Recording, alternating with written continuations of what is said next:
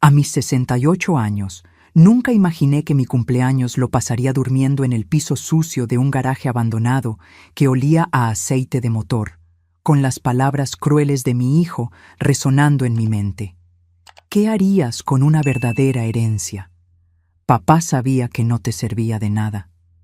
Esa noche, con lágrimas en los ojos y la mano temblando, giré una llave oxidada en la cerradura, sin saber que esa puerta escondía el secreto más grande de mi marido.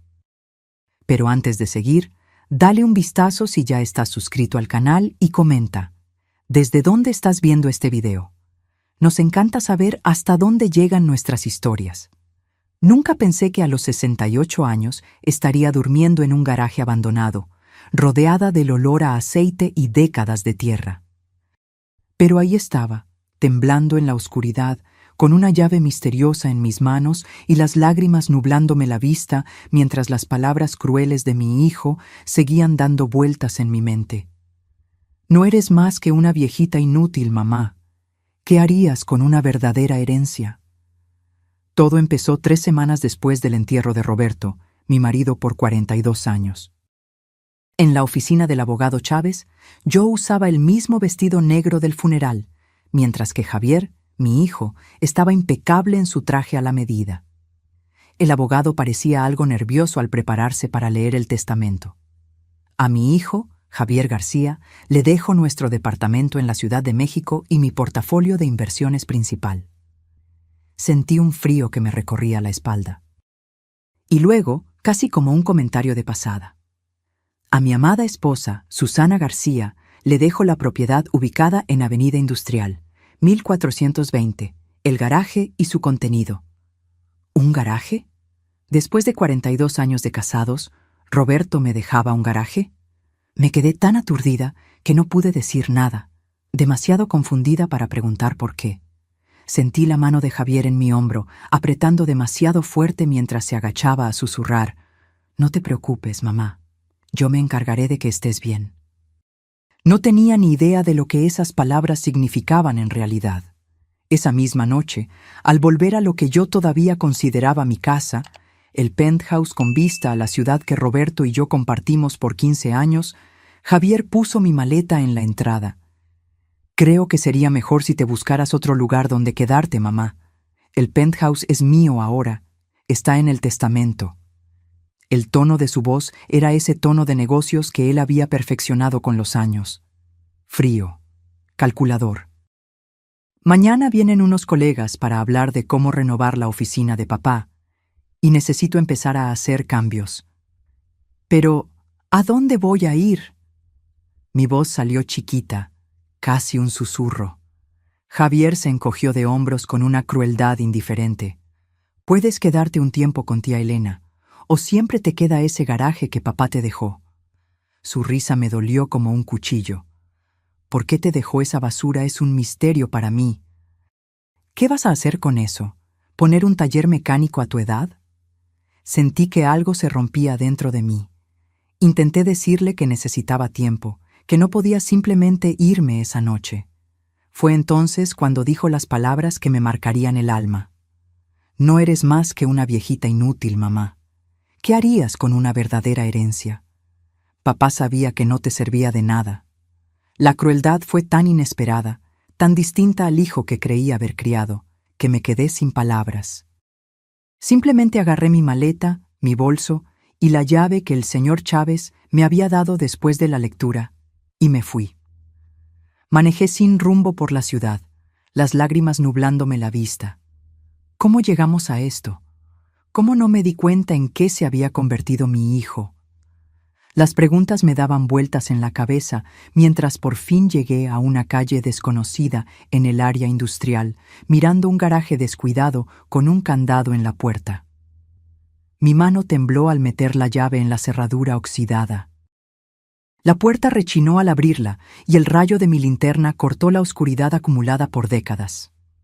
Y entonces me congelé. El interior no estaba lleno de basura ni de herramientas viejas como esperaba. El espacio frente a mí tenía 3 vehículos cubiertos con sábanas que estaban puestas con mucho cuidado. Pero lo que me paró el corazón fue lo que alcancé a ver: la parrilla plateada inconfundible de lo que parecía ser un Aston Martin antiguo.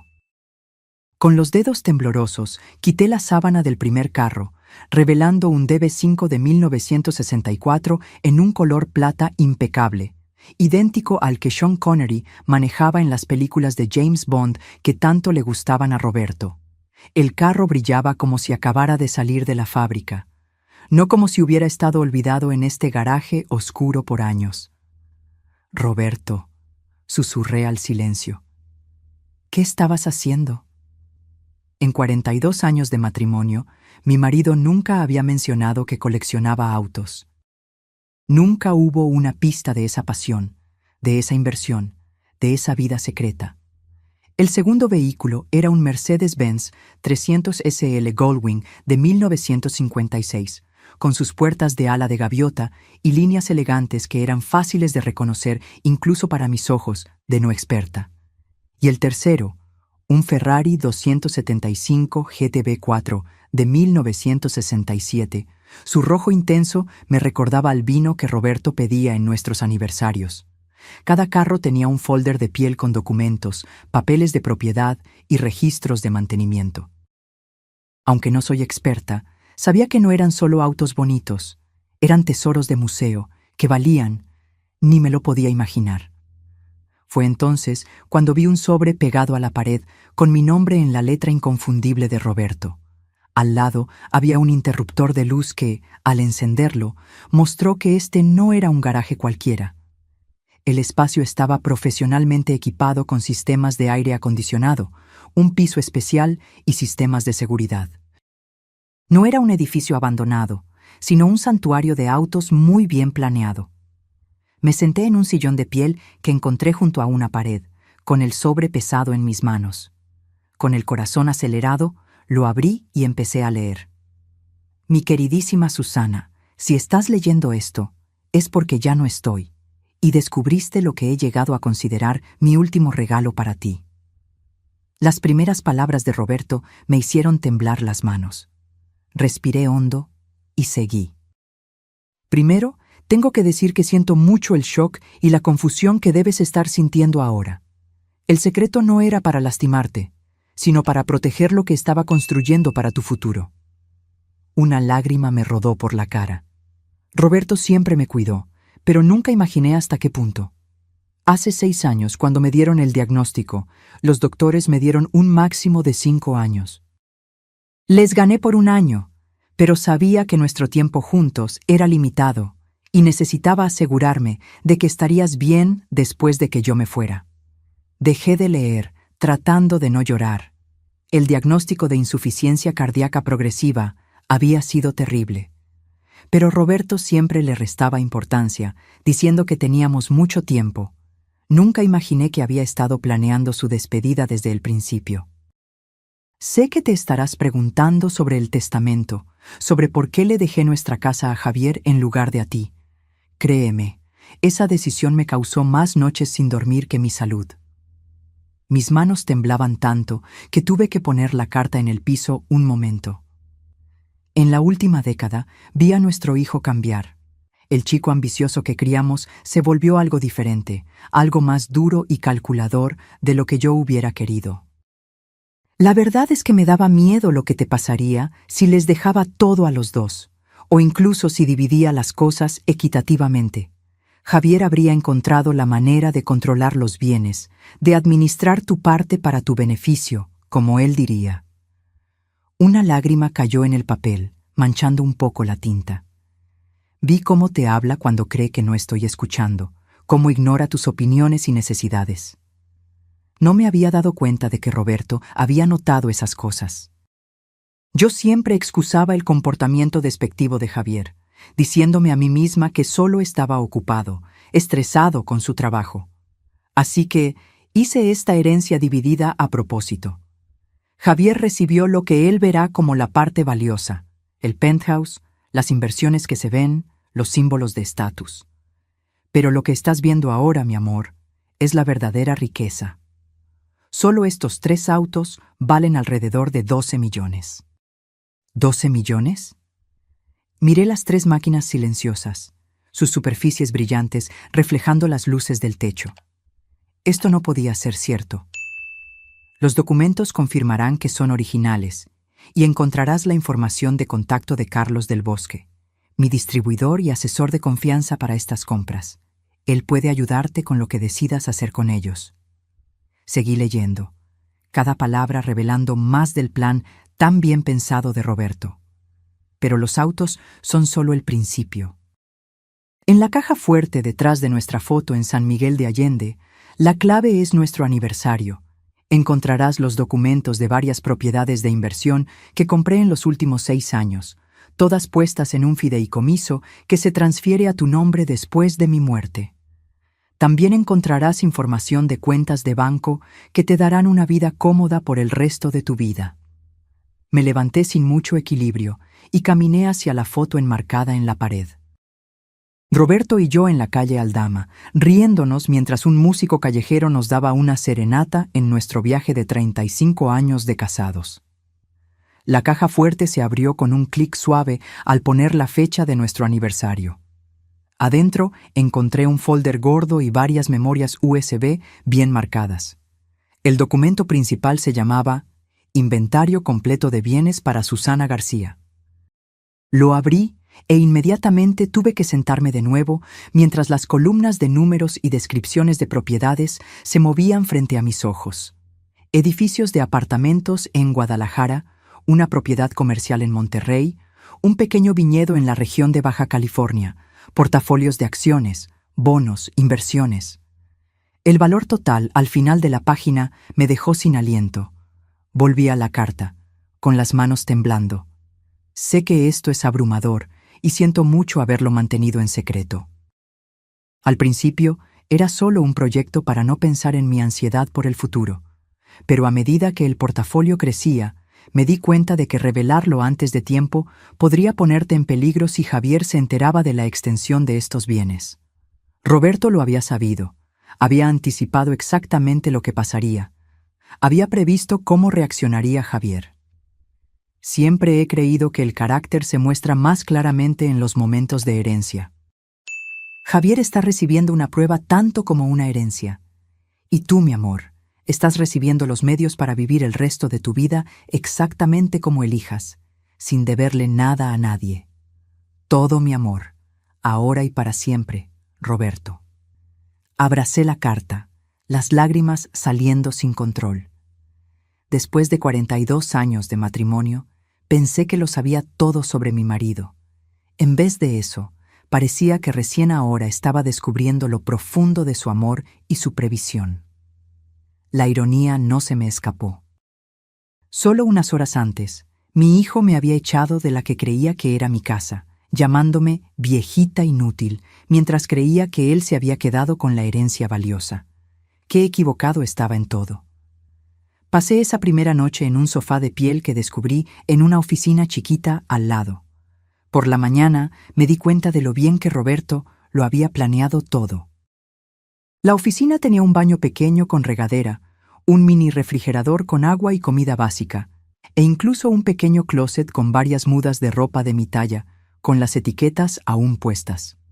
La luz del día mostró que el garaje no era un lugar abandonado, sino una instalación renovada con mucho cuidado. Lo que parecía descuidado por fuera era una trampa intencional, escondiendo los tesoros que había dentro. Después de un desayuno simple, llamé al número de Carlos del Bosque que Roberto había puesto en su carta. Contestó al segundo timbrazo. Señora García, esperaba su llamada. Primero, por favor acepte mi pésame por su pérdida. Roberto no era solo un cliente, sino un amigo. 2 horas después, llegó un señor elegante de unos 60 y tantos años. Carlos del Bosque se veía exactamente como su voz sonaba. Canoso, impecablemente vestido con un saco de tweed con parches de piel en los codos. Su marido empezó a comprar estos vehículos hace más o menos 6 años, me explicó. Fue muy metódico. Cada compra fue investigada a fondo por su autenticidad, origen y potencial para invertir. «¿Pero por qué autos?», le pregunté, todavía tratando de conectar esta pasión con el marido que creía conocer por completo. Carlos sonrió amablemente. Una vez me explicó, dijo que los autos eran bienes que se podían tocar, eran bonitos y te daban alegría con solo verlos. A diferencia de las acciones o bonos, se podían disfrutar de muchas maneras, como arte, como maravillas de la ingeniería, como objetos históricos y como inversiones. Él quería dejarle algo que usted pudiera ver y tocar, no solo números en un papel. Me dio un nudo en la garganta al escuchar cómo Roberto pensaba. Era tan propio de él, práctico, pero al mismo tiempo muy considerado. La colección ahora vale más o menos 12 millones, como Roberto le indicó en su carta, continuó Carlos. Pero su valor ha subido constantemente. Estos modelos en particular son considerados las mejores inversiones en el mundo de los autos de colección. ¿Y qué debo hacer con ellos?, pregunté. Lo que usted quiera, señora García. Puede venderlos por separado o como colección. Puede quedárselos como inversión. O incluso puede manejarlos, aunque eso afectará un poco su valor. No hay prisa para decidir. Roberto pagó por el almacenamiento y el mantenimiento seguro por los próximos 5 años. Pasé los siguientes días revisando los documentos que Roberto había dejado, entendiendo poco a poco lo grande de sus movimientos financieros secretos. Además de los autos, había armado una colección impresionante de propiedades e inversiones que daban dinero, todas puestas de forma que se me transfirieran sin problemas después de su muerte. Un documento en particular me llamó la atención. Las escrituras de una casa modesta, pero muy bonita, en Playa del Carmen, una ciudad de playa que habíamos visitado varias veces a lo largo de los años y que siempre nos gustó. Según los papeles, Roberto la había comprado hace 4 años, ya con todos los muebles y lista para vivir. Tenía una casa de verdad. No solo este garaje, por muy valioso que fuera lo que había dentro. Al caer la noche, mi teléfono sonó, con el número de Javier en la pantalla. Dudé, pero contesté. «Mamá, ¿dónde está?» Su voz tenía molestia en vez de preocupación. «Tía Elena dice que no la ha contactado». «Estoy bien, Javier», respondí, manteniendo mi voz tranquila. «Encontré un lugar para quedarme. Bueno, necesito que venga a recoger el resto de sus cosas del penthouse. Los decoradores van a empezar a trabajar mañana y necesitan que todo esté fuera». Ni una disculpa, ni una palabra sobre su crueldad, solo más exigencias y una falta de respeto. «Entiendo», dije. Una extraña calma me invadió. «¿Y cuándo le vendría bien?» «Mañana por la mañana, antes de las 9. Tengo juntas todo el día». Pensé en los documentos esparcidos frente a mí, la prueba del cuidado y profundo amor de Roberto. Pensé en el hijo que podía echar a su madre sin pensarlo porque era un estorbo. Y tomé una decisión. «Ahí estaré», dije. Al día siguiente, llegué al penthouse exactamente a las 8:45, cuidando mi apariencia. Usé una de las mudas de ropa nuevas del closet del garaje, un traje de pantalón simple pero elegante en color azul marino que me quedaba muy bien. Javier abrió la puerta con el teléfono en la mano. Apenas me miró al entrar. El lugar ya se sentía diferente, más vacío, más frío. Faltaban varias de mis cosas de decoración, y las fotos de la familia que estaban en el pasillo habían sido quitadas. «Por fin», dijo. «Empaqué la mayoría de sus cosas personales. Los decoradores estarán aquí a las 9:30, así que tenemos que ser rápidos». Ni un buenos días, ni una pregunta sobre dónde pasé la noche después de que me echó de mi casa. Solo la prisa por sus propios planes. «Buenos días a ti también, Javier», respondí, mi voz más firme de lo que esperaba. «Veo que ya empezaste a decorar». Él se encogió de hombros, llevándome hacia la recámara principal, donde había varias cajas apiladas. «No tiene caso esperar. El lugar necesita una renovación completa para que valga más». «¿Para que valga más?», repetí. «¿Planeas venderlo en algún momento?» «Es demasiado grande para una sola persona, y el mercado está bien ahora. Creo que lo voy a renovar, disfrutarlo por 1 año o más, y luego venderlo para ganar bastante». El desprecio casual por la casa que Roberto y yo habíamos hecho juntos me dolió, pero solo asentí. «Ya veo. ¿Y las cosas de Roberto?» Javier señaló vagamente hacia más cajas en la esquina. Me quedé con su Rolex y la colección de mancuernillas. El resto es solo ropa y cosas viejas. Puedes llevarte lo que quieras. Lo demás se lo daré a la caridad. Cosas viejas, repetí en voz baja, acercándome a las cajas. Dentro de la primera encontré los libros que Roberto tanto quería, su colección de plumas fuente antiguas, el suéter que le había regalado la Navidad pasada que todavía olía a él. Cada cosa era una parte del hombre que yo había amado, ahora considerada inútil por nuestro hijo. Empecé a revisar las cajas con cuidado, separando las cosas que para mí eran valiosas, mientras Javier caminaba impaciente, mirando su reloj cada pocos minutos. ¿No puedes apurarte? Finalmente soltó. Es solo cosa, mamá. Ni siquiera tienes un lugar para guardar todo esto. Lo miré, viendo de verdad al hombre en que se había convertido mi hijo. Guapo como su padre, pero sin la calidez o la compasión de Roberto en sus ojos. Sí tengo un lugar, dije con calma, y voy a tomarme el tiempo que necesite. Estas no son solo cosas, Javier, son recuerdos. Él puso los ojos en blanco. Está bien, tengo llamadas que hacer. Solo termina para las 9:30. Salió sin mirar atrás. Mientras seguía eligiendo cuidadosamente las cosas, me encontré pasando por etapas de duelo, no solo por Roberto, sino por el hijo que pensé que había criado. Siempre fue así de frío, así de grosero. Simplemente me negué a verlo, poniendo excusas para su comportamiento cada vez más insensible. Roberto lo había visto claro, tan claro que hizo un plan elaborado para protegerme de nuestro propio hijo. En el fondo de un closet encontré algo inesperado, la vieja mochila de piel de Roberto, empujada en una esquina. Adentro había un sobre cerrado con mi nombre y una nota. Si encuentras esto, Susana, es una copia extra de todo lo de la caja fuerte del garaje, por si acaso. Mi marido, tan inteligente y precavido, haciendo copias de seguridad de sus copias de seguridad. Cuando el portero me ayudó a subir mis cosas al carro, miré el edificio por última vez.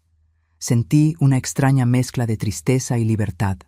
El penthouse había sido nuestra casa, llena de recuerdos. Pero nunca había sido de verdad mía de la forma en que Roberto había planeado que el garaje y lo que había dentro fueran. Manejé fuera de la ciudad, hacia la carretera de la costa que llevaba a Playa del Carmen. Era hora de ver la casa que Roberto había preparado para mí, la verdadera herencia que había planeado todo el tiempo. Mientras manejaba, sentí que me quitaba un peso de los hombros. Por primera vez desde la muerte de Roberto, no solo estaba reaccionando a la pérdida y al shock. Estaba yendo a propósito hacia algo nuevo. El viaje a Playa del Carmen calmó algo en mi alma que había estado roto desde la muerte de Roberto. Mientras el camino serpenteaba por los acantilados, ofreciendo vistas del vasto mar azul del Caribe, sentí que respiraba más profundo de lo que había hecho en semanas. Seguí las indicaciones hasta una casa de piedra modesta, medio escondida detrás de unos cipreses ya grandes. La propiedad no era enorme ni ostentosa, pero se sentía acogedora y privada. Una puerta de madera llevaba a un camino que rodeaba un jardín pequeño, pero muy bien cuidado. Con la llave del paquete de documentos, abrí la puerta y entré. El interior me hizo parar en seco. Cada detalle parecía haber sido elegido pensando en mí. La sala tenía libreros integrados alrededor de una chimenea de piedra, con sillones cómodos en los colores y estilos que siempre me gustaron. La luz natural entraba por ventanas grandes, iluminando pisos de madera cubiertos con tapetes hechos a mano. La cocina era moderna pero clásica, con un área de desayunador con vista al jardín. La recámara principal era acogedora en vez de grande, pero se abría a un patio privado con un pedacito de vista al mar entre las propiedades de al lado. Pero fue la oficina chiquita al lado de la sala lo que finalmente me hizo romper. Ahí, encima de un escritorio sencillo, colgaba un cuadro que reconocí al instante, una acuarela del Canal de Venecia, donde Roberto me había propuesto matrimonio, pintada por un artista callejero hace décadas. Habíamos perdido la original en una mudanza hace años, pero aquí estaba una copia perfecta, como si Roberto la hubiera mandado a hacer de mi memoria. Las lágrimas vinieron entonces, no los sollozos desesperados de las últimas semanas, sino una liberación más suave. Roberto había creado este lugar para mí con tanto cuidado, tanta atención a las cosas que me darían comodidad y alegría. Unos toques suaves en la puerta me sacaron de mi trance. Al abrir, me encontré con una señora elegante de unos 70 y tantos años, con un plato tapado en sus manos. «Hola», dijo con calidez. «Usted debe ser Susana. Soy Mariana del Carmen, su vecina. Roberto me pidió que estuviera al pendiente cuando llegara». Parpadeé sorprendida. «¿Usted conoció a Roberto?» Ella asintió, ofreciéndome el plato. «Él vino varias veces en los últimos años, preparando la casa. Soy una de las pocas personas que sabía de su plan. Me hizo prometer no contactarla hasta que usted viniera a reclamar el lugar». Con un té en la cocina, Mariana compartió detalles que llenaron más huecos en mi cabeza. «¿Roberto era tan cuidadoso en hacer todo bien?», explicó. Traía fotos de su casa en la ciudad, tratando de capturar su estilo, mientras creaba algo que encajara aquí en Playa del Carmen. «No tenía idea de que estaba haciendo nada de esto», admití. «Lo mantuvo totalmente en secreto». Mariana asintió pensativa. «Él me lo mencionó. Dijo que era para su protección, aunque no me dio más detalles. Me miró con una amabilidad directa. Dijo que cuando usted finalmente viniera, tal vez necesitaría una amiga. Alguien que entendiera lo que era reconstruir una vida después de una pérdida». En los días siguientes, me acomodé en una rutina tranquila, conociendo la ciudad, a otros vecinos, regresando cada noche a la casa que cada vez se sentía más mía. Al cuarto día, mi teléfono sonó con el número de Javier. Dudé antes de contestar. «Mamá, ¿dónde está?». Su voz tenía esa misma nota de impaciencia. «Tía Elena dice que no se ha quedado con ella». «Estoy tomándome un tiempo para mí, Javier», respondí. «Encontré un lugar para quedarme». «¿Qué significa eso? ¿Qué lugar? No puede simplemente desaparecer así». «No voy a hablar de dónde estoy ahora. ¿Había algo en específico que necesitabas?». Una pausa. Luego su voz cambió a su tono de negocios. «De hecho, sí. He estado revisando los papeles de papá más a fondo y encontré algunas referencias a inversiones adicionales que no estaban en el testamento. Creo que puede haber cuentas o propiedades de las que todavía no sabemos». Mi corazón latió más rápido, pero mantuve la voz firme. «Ah, ¿qué tipo de referencias?». «Nada específico, solo notas sobre reuniones con asesores financieros que no reconozco. Algunos comentarios misteriosos sobre asegurar bienes futuros». Javier estaba sospechando, buscando bienes que creía que eran suyos por derecho. ¿Cuánto tiempo pasaría antes de que descubriera la verdad? Si hubiera bienes adicionales, estoy segura de que el señor Chávez los habría mencionado, respondí. «Tal vez», dijo Javier sin estar convencido. «Mira, ¿cuándo va a volver a la ciudad? Deberíamos hablar de esto en persona». «No estoy segura de cuándo volveré», respondí. «Necesito este tiempo lejos». Su frustración se sentía, incluso a través del teléfono. «Mamá, esto es ridículo. No puede simplemente irse sin decirle a nadie dónde está». «Estoy perfectamente bien, Javier. No estoy vagando por ahí y no estoy sola. Simplemente estoy tomándome un tiempo para procesar todo lo que pasó». Después de colgar, me senté en el jardín a pensar en esto. La pregunta que Roberto había hecho en su carta me daba vueltas. ¿Se probaría Javier digno de compartir esta riqueza inesperada? Hasta ahora, sus acciones solo habían confirmado las preocupaciones de Roberto sobre su carácter. Pero la gente puede cambiar, ¿no? El hijo que recordaba de años atrás, el que tenía compasión y calidez genuina. ¿Seguía ahí en algún lugar? 3 meses después, me había acomodado en una rutina que se sentía cada vez más natural. Dividía mi tiempo entre arreglar la casa, explorar mi nueva comunidad y manejar las responsabilidades que venían con la herencia inesperada de Roberto.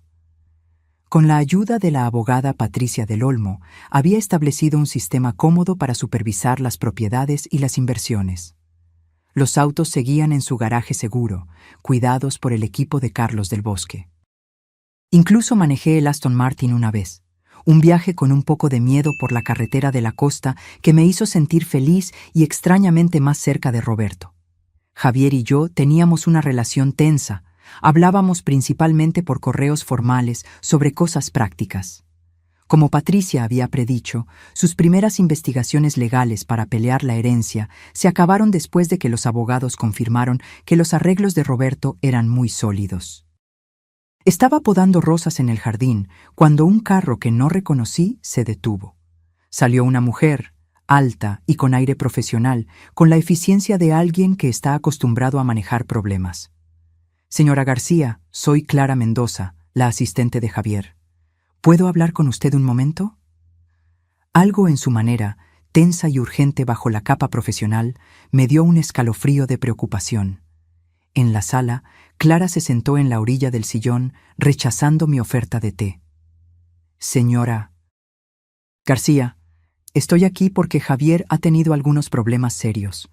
Me pidió que hablara directamente con usted, ya que sintió que tal vez no le contestaría la llamada.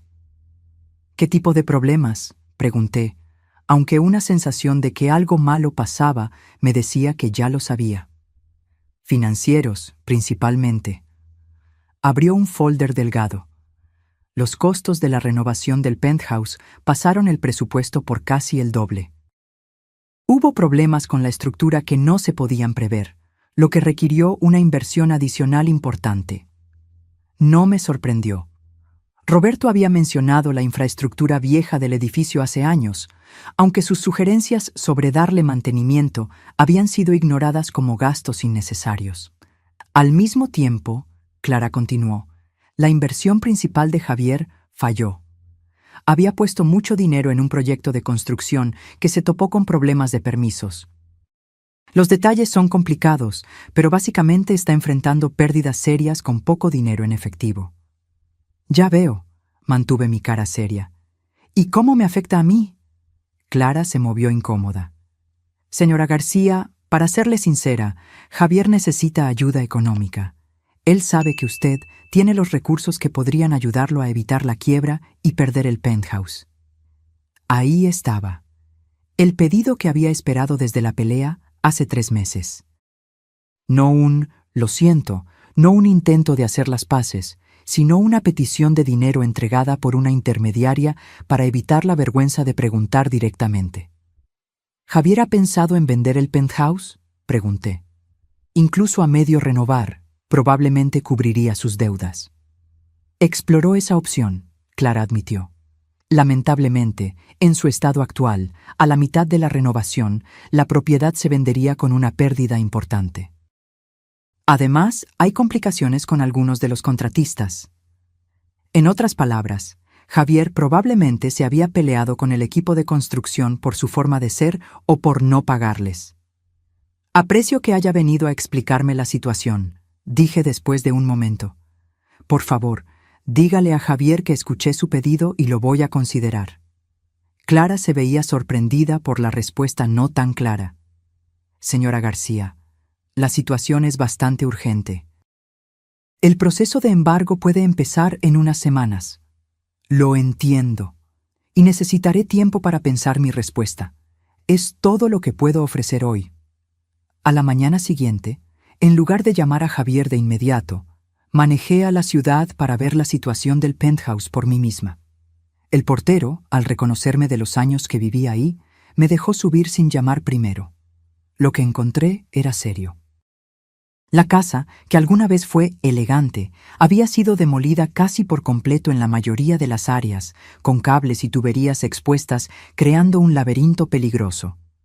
El equipo de construcción estaba abandonado, una fina capa de polvo sugiriendo que habían pasado semanas desde que se había hecho algo. Mientras caminaba por lo que había sido nuestra casa, sentí una mezcla de emociones. Tristeza por la destrucción de los espacios que tenían tantos recuerdos, frustración por el desperdicio y la mala administración, y gratitud por la previsión de Roberto al protegerme. Estaba revisando los daños por agua cuando escuché la puerta de la entrada abrirse. «¡Mamá!». La voz de Javier se escuchó en el espacio vacío. El portero dijo que estaba aquí. Apareció en la puerta, y me sorprendió lo diferente que se veía. Su apariencia siempre impecable se había descuidado. Su ropa todavía era cara, pero se veía arrugada, su cara mostrando el estrés de noches sin dormir. Había bajado de peso, los ángulos de su cara resaltando lo mucho que se parecía a Roberto en sus momentos más difíciles. Quería verlo por mí misma, expliqué, señalando la destrucción que nos rodeaba. Javier se pasó la mano por el pelo, un gesto de frustración que reconocí de su infancia. Supongo que Clara le habló ayer. Asentí. Me explicó tu situación financiera. ¿Y? La única palabra tenía un peso de expectativa. Y necesitaba entender la situación completa antes de tomar una decisión. Caminé con cuidado por una pila de cosas que habían tirado. Esto es muy diferente de lo que describiste cuando empezaste las renovaciones. Él se rió. Una risa corta y sin humor. Sí. Bueno, las cosas rara vez salen como uno las planea en la construcción, o en la vida. Javier, dije con amabilidad, ¿qué pasó con el proyecto de inversión? Algo en mi tono debió romper su barrera. Se sentó en un bote de basura volteado, viéndose agotado. Me metí en más de lo que podía manejar. La oportunidad de construcción parecía segura. Apartamentos de lujo en un área prometedora. Las ventas antes de construir ya iban bien. Puse no solo el dinero que tenía, sino que pedí prestado usando otras propiedades, incluyendo el valor futuro que creía que tendría el penthouse. Y entonces una inspección del medio ambiente encontró problemas de contaminación que no se habían dicho. Los costos de limpiar el lugar hicieron que el proyecto no valiera la pena. Los inversores se retiraron. Miré a mi alrededor la destrucción que nos rodeaba, tanto la demolición física como el desastre de la estabilidad financiera de Javier. ¿Por qué no me buscaste antes? ¿Antes de que las cosas llegaran a este punto? Su cara se puso dura. Después de nuestra última conversación, después de enterarme de lo que hizo papá y de tu parte en ello, supongo que orgullo, o ser terco. Los rasgos de la familia García. Ambos son motivadores poderosos, admití. Entonces, Javier dijo después de un momento, tratando de sonar casual, ¿ya tomaste tu decisión sobre ayudarme? Lo miré directamente. Estoy dispuesta a ayudar, Javier, pero no sin condiciones, y no solo dándote un cheque para que pagues tus deudas. Alivio y cansancio lucharon en su cara. ¿Qué condiciones? Necesitamos hablar de esto bien, respondí, caminando hacia la puerta. No aquí, rodeados de la prueba de decisiones tomadas a la ligera. Ven a Playa del Carmen mañana. Hablemos de cómo seguir adelante, que no solo resuelva tu problema inmediato, sino también las cosas que lo causaron. Parecía que quería discutir, presionar por una decisión inmediata, pero la necesidad ganó al orgullo. Está bien, mañana. Javier llegó a la casa exactamente a la hora acordada, a las 11 de la mañana siguiente, su apariencia notablemente más cuidada que el día anterior. Un intento, supuse, de mostrar un control que ya no tenía. Había pasado la mañana preparándome, no solo en mi mente, sino físicamente, arreglando el lugar para nuestra conversación con cuidado. «Tienes una vista preciosa», comentó con rigidez mientras lo llevaba al patio de atrás, donde había puesto sillas cómodas y un almuerzo ligero. «Tu padre eligió bien», estuve de acuerdo. Recordó lo mucho que me gusta la costa. La cara de Javier se puso rara al mencionar a Roberto, pero no dijo nada mientras se sentaba. El patio tenía vista a un jardín pequeño, pero muy bien cuidado, que bajaba suavemente, ofreciendo pedacitos del mar Caribe entre las propiedades de al lado.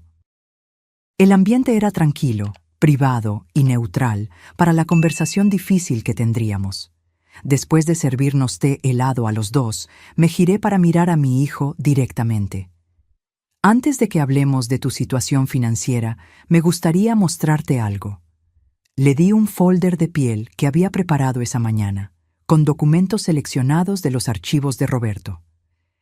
Estas son proyecciones financieras y evaluaciones de mantenimiento para el penthouse.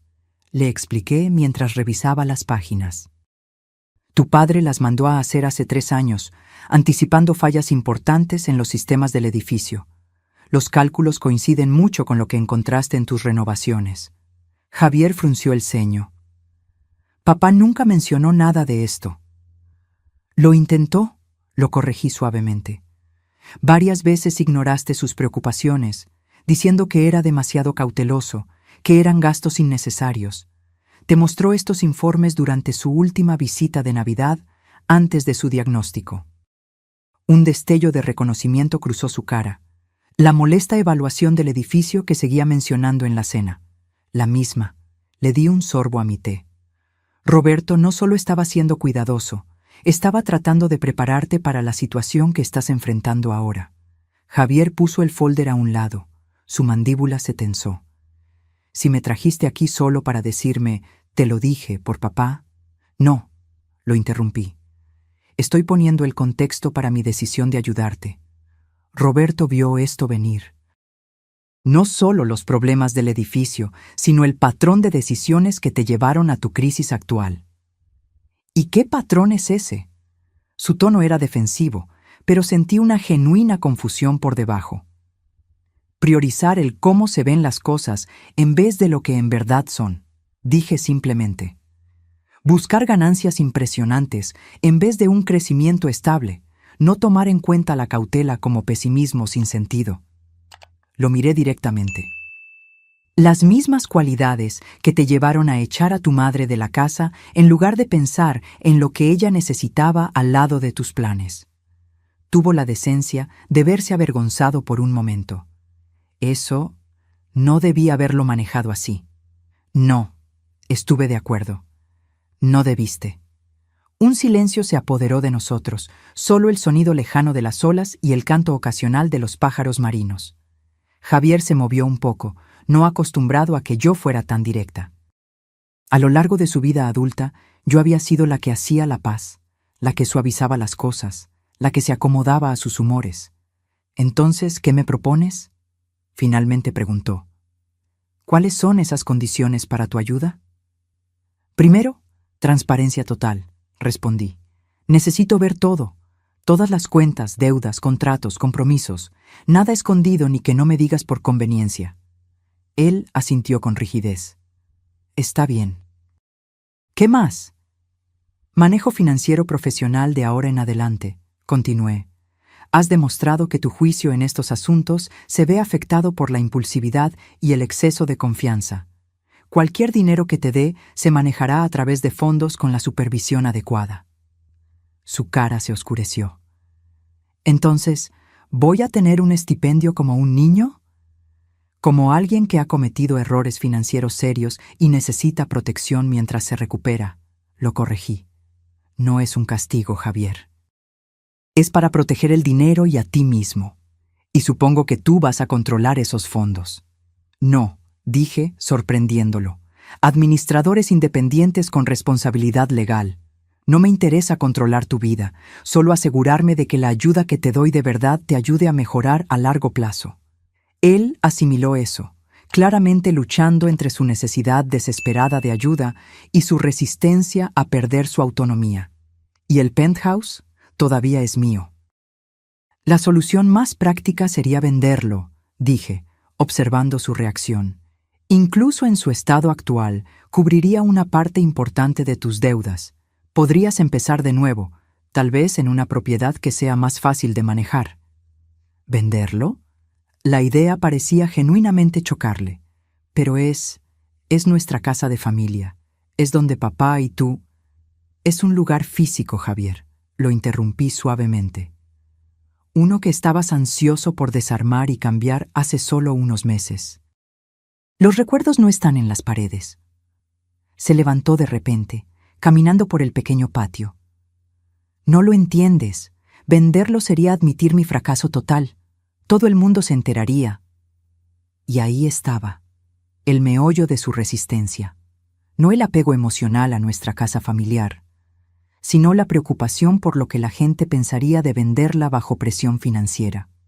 Apariencia en vez de lo que de verdad importaba, una vez más. La gente ya lo sabe, dije con calma. La construcción se detuvo hace meses. Los contratistas han puesto demandas para que se les pague. La comunidad financiera habla de estos asuntos. Dejó de caminar, sus hombros caídos. En verdad lo arruiné todo, ¿no? La vulnerabilidad en su voz me tomó por sorpresa. Por primera vez desde la muerte de Roberto, vi a mi hijo detrás de su defensa, confundido y finalmente enfrentando las consecuencias de años de darle importancia a la apariencia. No todo, dije, mi voz se suavizó. Pero creaste un problema serio que requerirá cambios igual de serios para solucionarlo. Javier se sentó de nuevo en la silla, viéndose de repente agotado. Entonces, ¿qué me ofreces exactamente?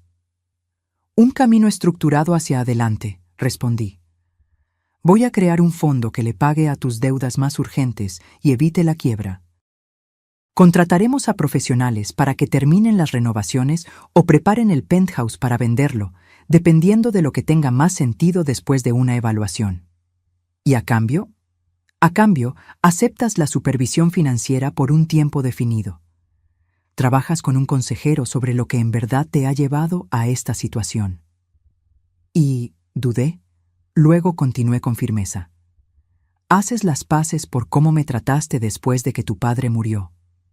Sus ojos se encontraron con los míos. ¿Hacer las paces? ¿Qué significa eso exactamente? Significa reconocer el daño que hiciste. Significa entender que las relaciones tienen consecuencias, igual que las decisiones financieras. Me incliné un poco. Javier, no te estoy ofreciendo ayuda solo como un negocio. Te la ofrezco como una madre que cree que su hijo puede ser mejor de lo que su comportamiento reciente sugiere. Algo en mis palabras pareció romper la barrera que él había mantenido. Miró a otro lado, parpadeando rápido. No quise decir lo que dije ese día, dijo suavemente, sobre que eras inútil. Estaba enojado y me desquité. Tal vez, admití. Pero esas palabras no salieron de la nada. Reflejaron una actitud hacia mí, hacia las mujeres mayores en general, que has tenido por un tiempo. Él no lo negó, lo cual era un pequeño avance. Necesito tiempo para pensar en todo esto, dijo finalmente. Tómate el tiempo que necesites, respondí. Pero recuerda que los plazos de tus acreedores no se ajustarán a tu tiempo de pensar. La primavera volvió a Playa del Carmen, pintando el jardín de la casa con explosiones de color contra el fondo azul del mar Caribe. Habían pasado 9 meses desde la muerte de Roberto, 6 desde que descubrí lo que había en el garaje, y 4 desde que la crisis financiera de Javier nos obligó a hablar. Después de 3 días de silencio, Javier había llamado con una respuesta que me sorprendió. Lo haré. Todo, lo que sea necesario. El camino desde esa aceptación no fue fácil. La reestructuración financiera requirió semanas de trabajo intenso con contadores y abogados, revelando la extensión total de los enredos financieros de Javier, algunos mucho peores de lo que él había dicho al principio. El penthouse requirió decisiones difíciles, terminando en un acuerdo, completar las renovaciones esenciales para poder venderlo, y luego venderlo para cubrir las deudas más urgentes. Más difícil que estas cosas prácticas fue el trabajo personal que Javier aceptó hacer. Las sesiones semanales con un terapeuta, al principio tomadas con escepticismo, poco a poco se convirtieron en una fuente de verdadero entendimiento. Nuestra relación entró en un nuevo territorio, uno que ninguno de los dos manejaba perfectamente, pero con una honestidad cada vez mayor de ambos lados. Estaba cuidando las rosas cuando un carro familiar se detuvo. Javier salió cargando un paquete pequeño, su apariencia visiblemente diferente de su antigua persona, de ejecutivo formal, y también del hombre desesperado que había enfrentado la ruina. Su ropa todavía era de buena calidad, pero menos llamativa, su actitud más relajada. Incluso se había dejado una barba corta que suavizaba los ángulos de su cara, haciéndolo parecerse mucho a Roberto cuando era más joven. «El jardín se ve increíble», comentó, saludándome con un beso en la mejilla, un gesto que se sentía muy sincero. De verdad transformaste este lugar. Solo trabajando con lo que tu padre empezó, respondí, dejando a un lado mis herramientas. Mientras nos sentábamos, en lo que se había convertido en nuestra rutina de visitas mensuales, noté la tranquilidad que había reemplazado la tensión anterior. La venta del penthouse es la próxima semana, me dijo. La inspección final salió bien. Vamos a ganar alrededor de 40% más de lo que estimaban al principio si la vendíamos por emergencia. Es una excelente noticia, dije. Eso le dará al fondo más opciones para tus próximos pasos. Sobre esos próximos pasos, Javier puso su taza con cuidado. Quería hablarte de algo. Me ofrecieron un puesto en una organización de desarrollo comunitario que se enfoca en proyectos de vivienda accesible.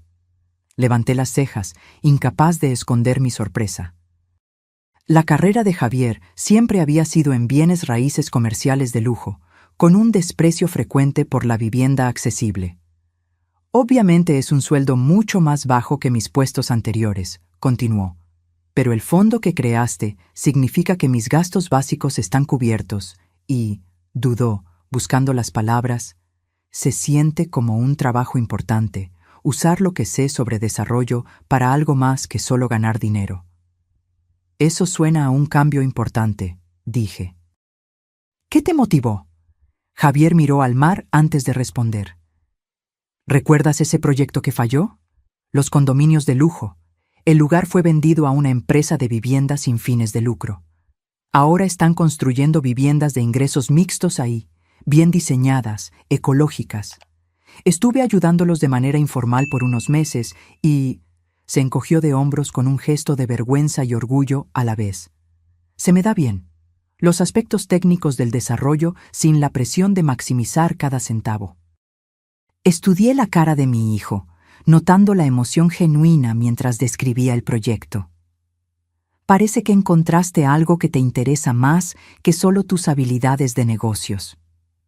Papá probablemente pensaría que es irónico, admitió Javier con una sonrisa sincera, que yo terminara trabajando en vivienda accesible después de años persiguiendo mercados de lujo.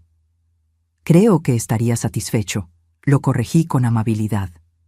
Él siempre admiró la habilidad usada para objetivos valiosos. Javier asintió, luego agarró el paquete que había traído. Hablando de papá, en parte por eso traje esto. En la limpieza del penthouse encontramos algunas cosas que pensé que debías tener. Dentro del paquete había una caja de madera chiquita que reconocí al instante. La colección de mancuernillas y sujetadores de corbata de Roberto. Cosas que Javier se había quedado al principio. Las guardé pensando que representaban una conexión con papá, explicó Javier, mirando mientras abría la caja. Pero me di cuenta hace poco de que solo eran cosas. La verdadera conexión con él no está en las posesiones. Debajo de las mancuernillas había algo más. Una bolsita de terciopelo que tenía mi anillo de bodas original, el que creí que se había perdido durante el caos del penthouse. Lo encontré en la caja fuerte de la oficina de papá, dijo Javier mientras yo sacaba el anillo de oro de la bolsita. Junto con esto, me entregó un sobre pequeño con mi nombre escrito en la letra de Roberto. Adentro había una tarjeta. Para nuestro 45 aniversario. El primer anillo fue una promesa de la vida que construiríamos. Este celebra la vida que creamos. Todo mi amor para siempre. Escondido en la tarjeta había un recibo de una joyería para un anillo de eternidad, con la fecha de solo unas semanas antes de la última hospitalización de Roberto. Un regalo que no vivió para darme. ¿Estaba planeando con anticipación incluso entonces? Dije suavemente, las lágrimas nublándome la vista, siempre pensando en momentos futuros. El joyero todavía tenía el pedido, dijo Javier. Lo recogí para ti. Sacó una caja pequeña de su bolsillo y me la dio. Dentro había un delicado anillo de zafiros y diamantes. Sencillo, elegante, exactamente mi estilo. Las piedras atraparon la luz de la primavera, mandando prismas que bailaban sobre la mesa del patio. ¡Ay, Roberto!, susurré, poniéndome el anillo en el dedo al lado de mi anillo de bodas original. Se veían perfectos juntos, el oro simple del principio, las gemas de un camino ya recorrido. Javier miró en silencio, dejándome este momento de conexión con su padre. Cuando finalmente lo miré, vi algo en su cara que no había visto en años. Una suavidad, un respeto que no se sentía impaciente. Cuando se preparó para irse, Javier se detuvo en la entrada del jardín. Quería preguntar: ¿qué pasó con esos autos, los del garaje que papá te dejó? Sonreí, recordando mi conversación reciente con Carlos. Me voy a quedar con el Aston Martin. A Roberto le hubiera encantado saber que a veces lo manejo por la costa. Los otros se van a vender y el dinero se va a dividir entre una fundación que apoya la educación financiera y un fondo para tus futuros hijos, si es que tienes. Futuros hijos, repitió Javier pensativo. Eso es optimista. Tu padre siempre fue un optimista en el fondo, respondí. Debajo de sus planes prácticos estaba la creencia de que la gente puede crecer, puede ser una mejor versión de sí misma si se le da la oportunidad correcta. Esa noche manejé el Aston Martin por la carretera de la costa, el motor potente rugiendo mientras pasaba por curvas que Roberto nunca me vio tomar. El atardecer convirtió el mar en oro líquido, mientras mis manos, adornadas con el anillo simple del principio y el círculo de joyas de la conclusión, movían el volante con una confianza cada vez mayor. Tenías razón, dije en voz alta a la memoria de Roberto, mi voz llevada por el viento, en tantas cosas. El garaje que no servía para nada y que una vez representó el desprecio de mi hijo por lo que valgo, no solo cambió mi vida, sino también nuestra relación. La herencia que parecía tan cruelmente injusta resultó ser la última muestra de sabiduría y amor de Roberto para los dos. Mientras regresaba a casa, mi casa, sentí que todo se había cerrado, que un ciclo terminaba y uno nuevo empezaba. Sin importar lo que el futuro trajera, lo enfrentaría con la seguridad de los planes de Roberto, las lecciones de este año difícil dentro de mí y la sabiduría que gané de saber lo que valgo, guiándome. La llave del garaje que una vez solo abrió una puerta física, finalmente había abierto algo mucho más valioso, una nueva manera de entender el amor, el legado y la valentía de empezar de nuevo, sin importar la edad o las circunstancias. Ahora, si te gustó esta historia, dale clic a este próximo video que está apareciendo en la pantalla, porque en él hay una historia de traición y giros inesperados, como nunca antes viste.